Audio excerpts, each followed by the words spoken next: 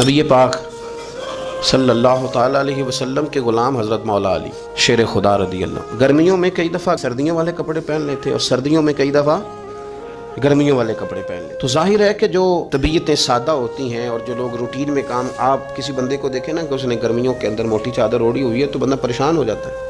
اگر اتنی گرمی ہے اور آپ نے موٹی چادر اوڑھ لی ہے تو حضرت مولا علی شیر خدا کرم اللہ تعالیٰ وجہ الکریم، بس اس کا یہ مطلب نہیں تھا کہ وہ جان بوجھ کے پہنتے تھے، یعنی جو کپڑا سامنے آیا نا وہ پہن لیا. اگر شدید گرمی ہے تو کپڑے انہیں موٹے بھی مل گئے تو انہیں موٹے کپڑے بھی پہن لیے، اوڑھ لیے. ایک شخص نے پوچھ لیا حضرت مولا علی سے کہ حضور یہ آپ کا رنگ انوکھا ہے کہ گرمیوں کے اندر آپ اتنے بھاری کپڑے پہن لیتے ہیں کہ دیکھ دیکھ کے گرمی لگتی ہے، تو آپ کو گرمی سردی کا احساس نہیں ہوتا؟ حضرت مولا علی شیر خدا فرمانے لگے مجھے میرے نبی پاک نے دعا دی، رسول کائنات صلی اللہ علیہ وسلم نے مجھے دعا دی تھی، فرمایا تھا اے اللہ اسے گرمی اور سردی سے محفوظ رکھنا.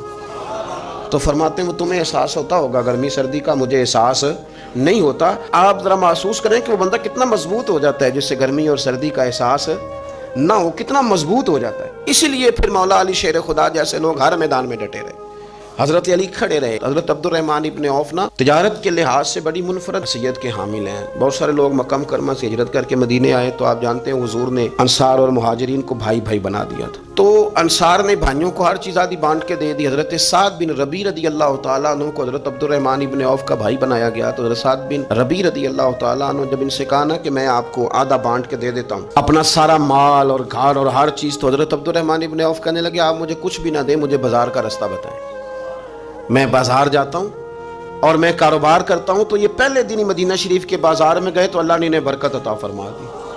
وجہ کیا تھی؟ حضرت عبد الرحمن ابن عوف کہتے ہیں ایک دفعہ نا مجھے میرے پیارے رسول صلی اللہ تعالیٰ علیہ وسلم نے دعا دی تھی. حضور نے فرمایا تھا عبد الرحمن اللہ تجھے برکت عطا فرمائے.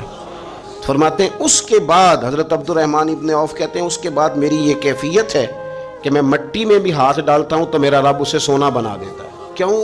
اس لیے کہ جب دعا آپ کے ساتھ چلتی ہے. ایک شاعر نے کہا تھا کہ ابھی زندہ ہے ماں میری مجھے کچھ بھی نہیں ہوگا، ابھی زندہ ہے ماں میری مجھے کچھ بھی نہیں ہوگا. میں گھر سے جب نکلتا ہوں تو دعا بھی ساتھ چلتی ہے.